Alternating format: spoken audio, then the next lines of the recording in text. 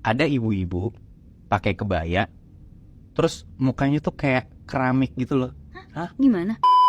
Ada satu kejadian di satu komplek, tapi kompleknya di mana gue kasih tau nanti ya. Di satu komplek ini tuh ada satu keluarga baru yang baru pindah ke komplek itu. Si keluarga baru yang baru pindah ke komplek ini tuh punya hubungan sama ilmu hitam lah. Oke. Kabar ini tuh juga nyampe ke satpam yang jaga di komplek itu. Si satpamnya ini tuh ngeliat kalau ada satu mobil yang selalu keluar dari komplek ini lewatin portal itu setiap jam 3 pagi.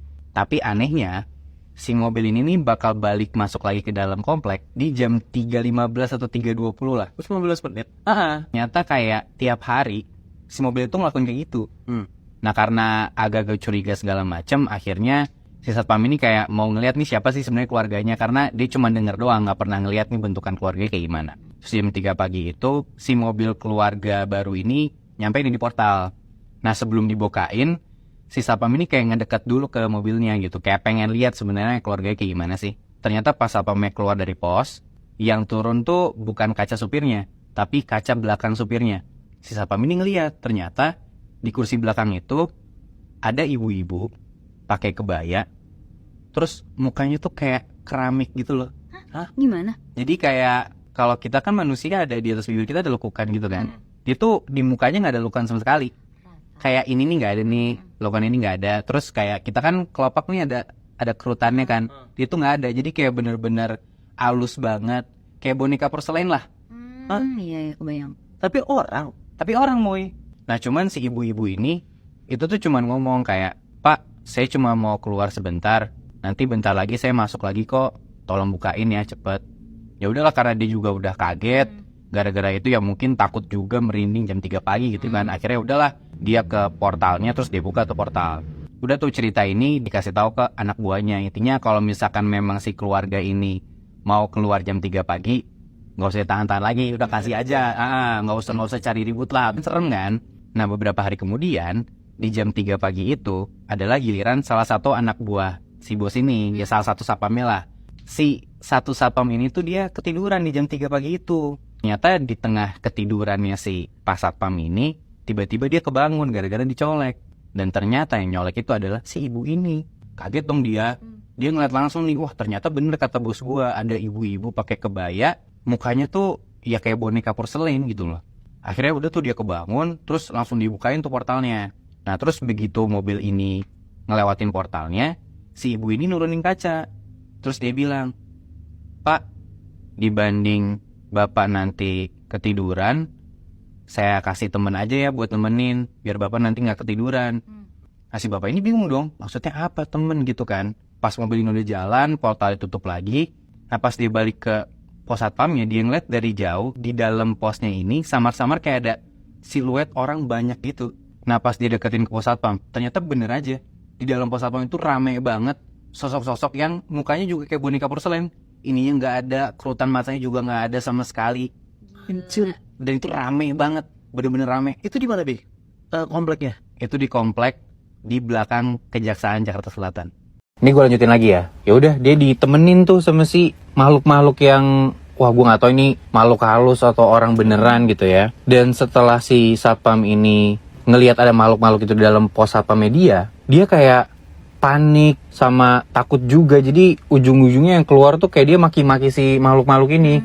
Kayak anjing bangsat lu, siapa lu semua. Tapi setelah dia maki-maki kayak gitu, si makhluk-makhluk ini serentak ngeliatin dia, melotot, terus langsung senyum lebar ke dia gitu. Dari situ akhirnya si satpam ini kabur lah, dia cabut dari pos satpam itu. Dan ya udah, semenjak itu si satpam ini akhirnya trauma lah. Dia bilang ke atasannya dia nggak mau lagi tuh shift malam karena dia takut banget. Dikasih lah sama satpam atasannya itu, dia tuh shiftnya pagi ke malam aja. Ternyata setelah kejadian itu terornya tuh nggak berhenti di situ aja. Jadi ada satu momen abis bangun subuh, ini by the way namanya Bang Sofian ya, si satpam ini. Dia bangun subuh sekitar jam 4-an pagi, tiba-tiba kontrakannya dia itu diketok sama orang.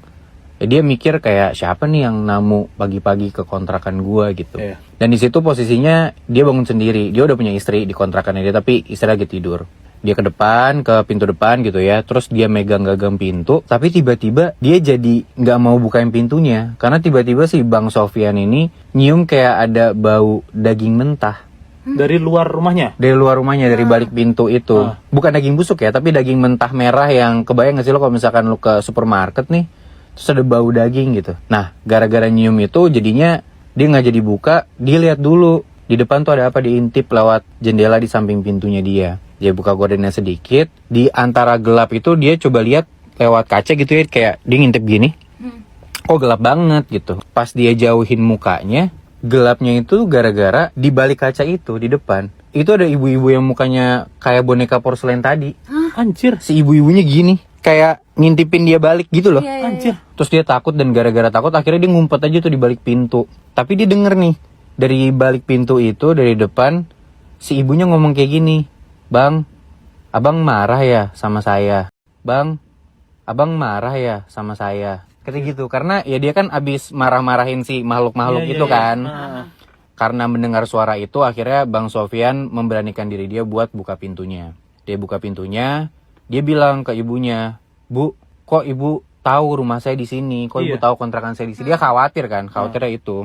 Cuman ibunya nggak jawab apa-apa. Ibunya cuman ngasih kantong kresek. Jadi ibunya ini bawa kantong kresek. Dan ternyata di dalam kantong kresek itu beneran ada daging mentah gitu loh. Nih, Bang, buat abang sebagai permintaan maaf saya. Jadi ya udah, setelah ngasih itu akhirnya ibunya senyum. Habis itu dia pamit aja udah, nggak ngomong apa-apa lagi. Udah dong, Bang Sofyan masuk ke dalam. Dia bawa dagingnya. Tapi abis itu dari dalam rumah, dagingnya langsung dibuang. Karena kayak gue nggak sudi lah makan makanan kayak gini. Takutnya gimana-gimana, apakah ini daging beneran atau gue diracunin apa-apa, gue nggak tahu kan, resiko lah buat dia. Akhirnya dia siap-siap, dia mau sholat subuh ke musola, dia pergi sholat, udah kelar dia berangkat kerja lah karena dia shift pagi kan akhirnya. Setelah dia shift pagi, udah tuh dia balik di sekitaran maghrib, dia pulang ke kontrakannya lagi. Pas dia pulang tuh naik motor, di gang deket rumahnya, dia ngeliat dari jauh, ada si ibu-ibu ini yang mukanya porselen tuh abis keluar dari kontrakannya dia.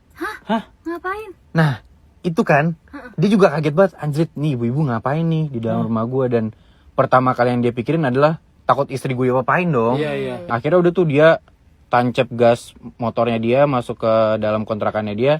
Pas dia masuk ke dalam, dia nyari tuh istrinya, istri gue mana gitu kan. Akhirnya ketemu nih istrinya, lagi duduk, dan istrinya itu pegang piring, isinya tuh daging mentah, Nat, Moy. Si istrinya lagi ngegrogotin si daging itu. Terus dia kaget kan, kamu itu makan apa? Terus istrinya bilang, loh ini aku makan semur bang. Jadi istrinya tuh kayak piring biasa nih. Terus di dalam piringnya tuh kayak ada daging mentah sama nasi. Jadi kayak dimakan biasa gitu. Terus istrinya bilang, tadi ada ibu-ibu orang kaya ngasih ini, ada rejeki semur buat kita. Apa yang dilihat istrinya itu daging semur. Tapi di matanya Bang Sofyan dan aslinya itu daging mentah yang digerogotin. Anjir. Gila banget kan? Nah udah tuh setelah udah dapet kejadian itu, ya Bang Sofyan cerita dong ke teman-teman satpamnya dia kan. Akhirnya mendengar cerita itu, akhirnya si kelompok satpam ini akhirnya setujulah kalau misalkan shift malam minimal ada 2 orang yang jagain. Sampai akhirnya ada satu momen nih Nat, Moy. Jam 3 pagi mobilnya si ibu ini keluar dari portal, tapi di jam 3.15 nggak ada lagi si mobilnya ibu ini balik dari luar komplek mau masuk ke dalam. Biasanya 3.15 masuk lagi kan. 3.15 nggak masuk, 3.30 juga nggak muncul-muncul mobilnya, 3.45 sampai akhirnya di jam 4 pagi si 2 satpam yang lagi shift pagi itu, shift subuh itu, mereka ngelihat dari jauh ada cewek jalan kaki nyeker ke arah pos satpam. Si cewek ini jalan pelan aja, jalan biasa sampai ke deket. Kelihatan nih ternyata itu ibu-ibu yang pakai kebaya itu. Ibu-ibu kebaya itu jalan dari luar komplek mau masuk ke dalam. Dan keadaannya ibu ini lagi hamil besar. Tiba-tiba hamil. Dan keadaannya ibu ini lagi hamil besar. Tiba-tiba hamil. Gua nggak tahu karena kan sebelumnya juga setelah berapa lama itu kan mereka nggak tahu kan diisi mobil itu gimana, ibunya keadaan gimana kan nggak tahu ya. Sampai akhirnya mereka ketemu lagi nih. Ya 2 satpam ini rada-rada panik, takut gitu kan. Udah akhirnya bener si ibu ini pas ngedeket ke arah pos satpam, dia masuk ke dalam pos satpamnya. Terus ibunya cuma ngomong gini, Pak, saya numpang duduk di sini ya, nunggu dijemput. Ya udah dong, karena takut juga, nggak berani mau ngebantah juga, takutnya kena teror.